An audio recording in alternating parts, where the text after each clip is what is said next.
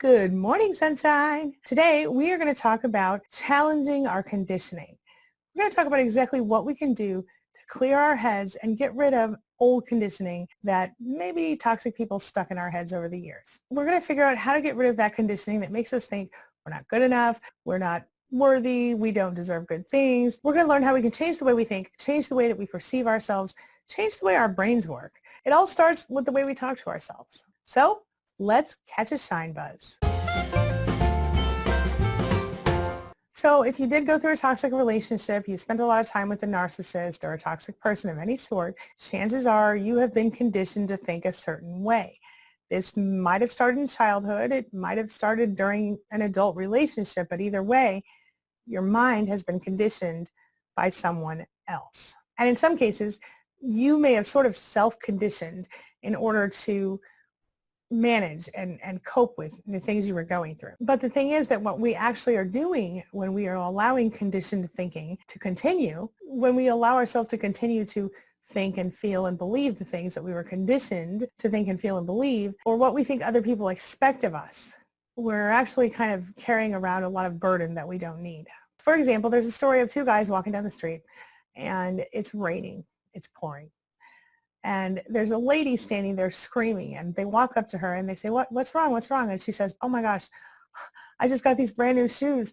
And they're really expensive and I can't walk across the street because look at all the puddles. Like there's nowhere for me to walk safely. I need somebody to carry me across the street, please, right now. And so the younger one was like, nope. And the older one was like, well, whatever. He carried her across the street, helped her out. She didn't even say thank you. And later that night, they were hanging out, and the younger guy looks at the older guy and says, why did you carry that woman across the street? She didn't even say thank you. Why would you do that? And the older guy says, look, dude, I put her down hours ago. Why are you still carrying her? It's conditional thinking. Now, think back to when you were a kid. Think back to your young adulthood. Whatever happened during that time would have started to condition you, would have conditioned you to believe certain things. Whatever happened in your toxic relationship would have conditioned you to believe certain things. Here's an example from my own life. I've told this story before, but just in case you haven't heard it, one day I was at the grocery store and I was paying for my food and whatever I purchased.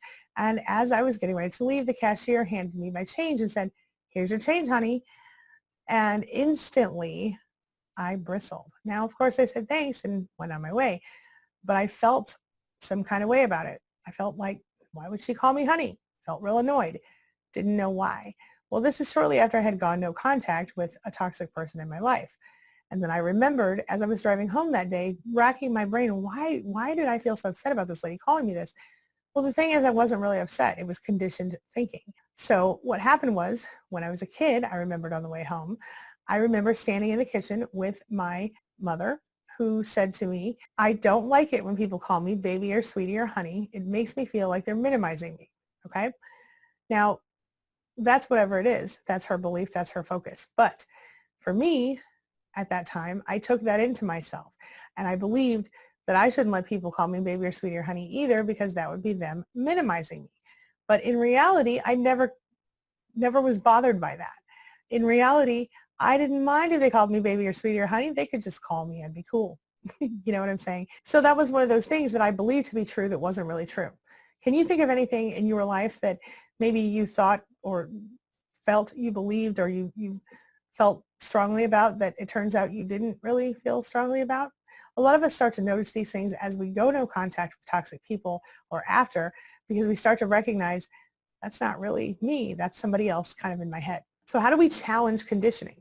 Well, the story I just described to you is one way. Be very mindful. Be very aware of your thoughts. This goes back to intentional vibration management. Why did I feel so cranky when that lady in the store said honey? She was perfectly nice. There was no reason for me to feel upset about it.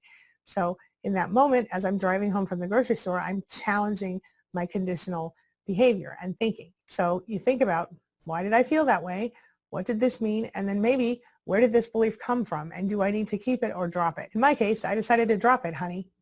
Look, the conversations that you have with yourself, whether you're thinking about why did I act that way, or you're feeling like I'm so annoyed that that person called me honey, they have a huge impact on how you feel, how you act, all of that stuff. They have a big impact on your whole life, as a matter of fact. If you're always criticizing yourself, beating yourself up, talking to yourself like you don't matter, predicting horrible things in your life, more of those things are coming your way. More negativity is coming your way. This also goes right along with intentional vibration management. You have to vibrate what you want, not what you don't want. According to a number of different research studies, some of those I'll link below for you, training your brain differently actually causes your brain to change. We've talked before about neuroplasticity. I'll leave a link for you right there about neuroplasticity, where I explain exactly what that means and how it works. But for now, I'll just remind you that it does physically change the way that your brain works. That is why so many different therapists will use CBT or cognitive behavioral therapy to help their clients, because they want to help them create long-lasting change. CBT is very well researched and very well proven to work.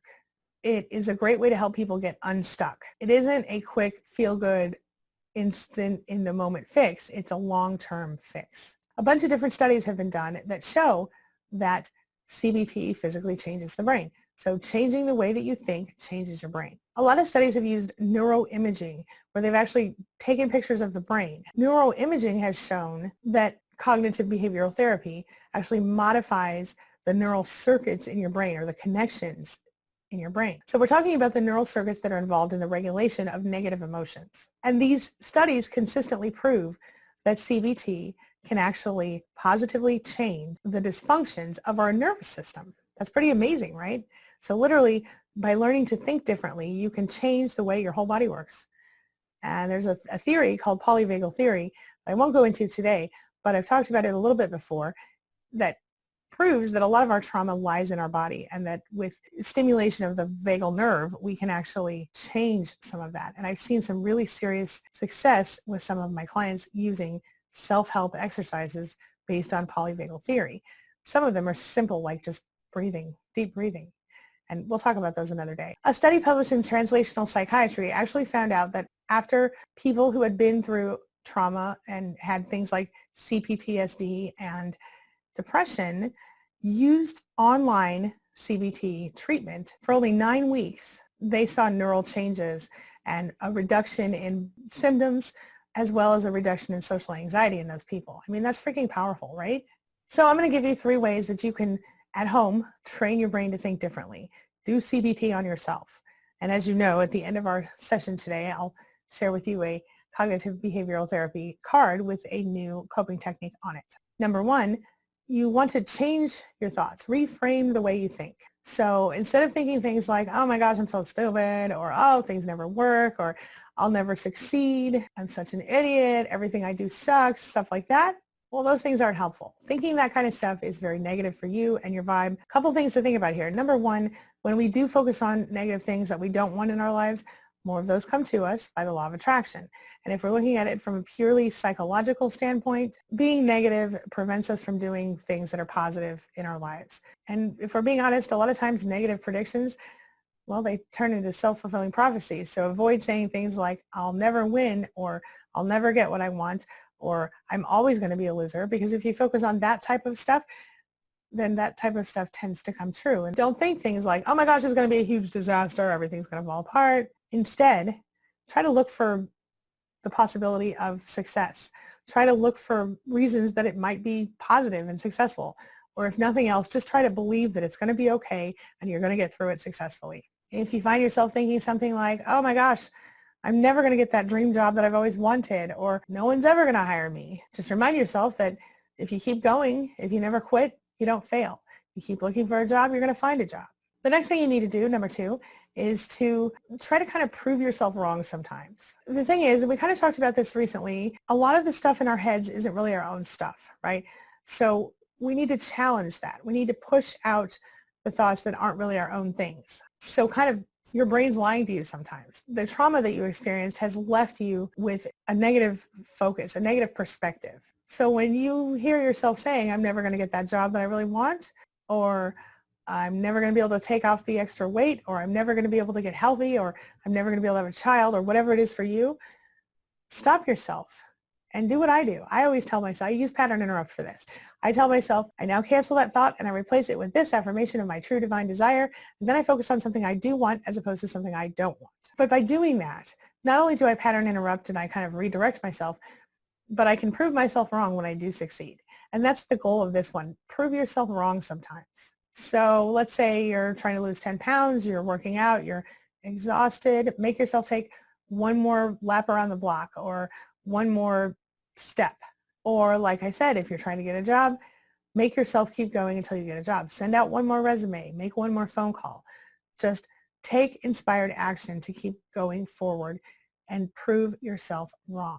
Because what you're doing there is by telling yourself, I can't do it, I won't do it, it'll never happen, you're just essentially embracing your limitations, and you don't want to embrace your limitations. You want to see what you are capable of in a positive light, at least a more accurate one. Richard Bach said, argue for your limitations and they are yours. I like to be limitless myself. How about you? Let me ask you a question. Where's your head right now?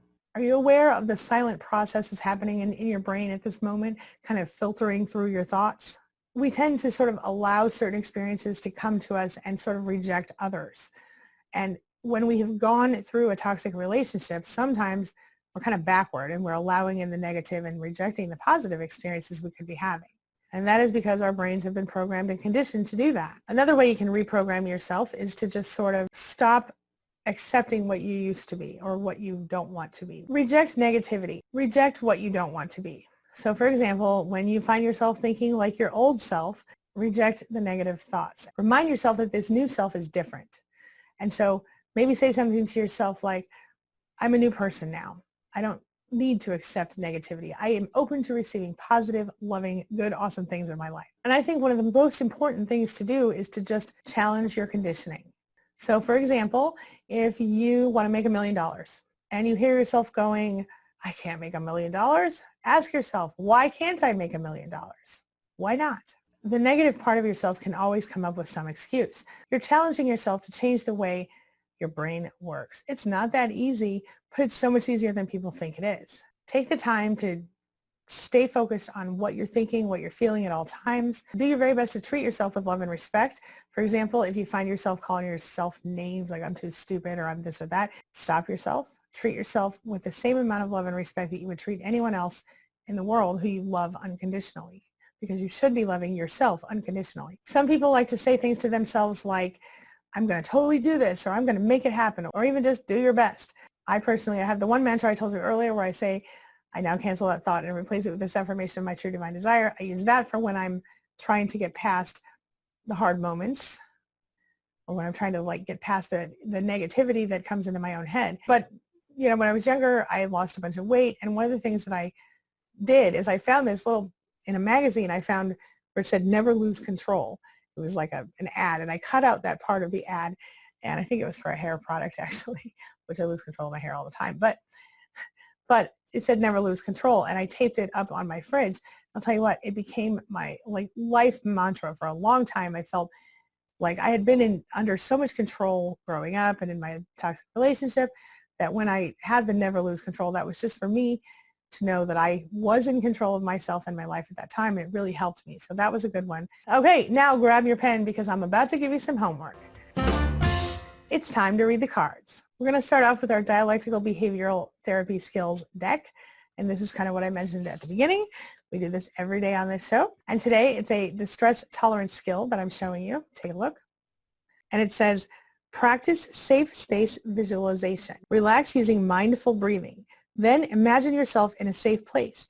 It can be a real place that you really know or someplace you've made up. Use your imaginary senses of sight, hearing, and touch to explore the environment. Make it as peaceful and calm as possible. Commit to a 5-minute visualization today. I love this. This is a great way to kind of pattern interrupt yourself and kind of get yourself on the right track again. And it's perfect because anyone can do it from anywhere at any time, as long as you safely close your eyes. Next up, let's get your affirmation for the day. Keep that pen out. And this affirmation comes from the Gabrielle Bernstein Super Attractor deck. These are linked in the description below, by the way, if you're interested in buying your own deck, but you don't need to because I'll be sharing them with you every day. And today's affirmation is, write this down, this is your affirmation of the day. I let the universe catch up with my dreams. I love that. I let the universe catch up with my dreams. Beautiful. And now it's time for the question of the day. And the question of the day is, are you challenging your thinking? Are you challenging the conditioning that you have been given through toxic relationships and toxic families? Share your thoughts, share your ideas, share your experiences in the comment section below, and let's talk about it. Thank you to all of my sponsors for being part of the mission that I serve here at this channel and on queenbeing.com and on shine.buzz. Every little bit helps. Thank you so much for that. And to each of you, thank you so much for being a part of my day and a part of my life. And hey, thanks for letting me be a part of yours. It really does mean a lot to me. I'll see you soon.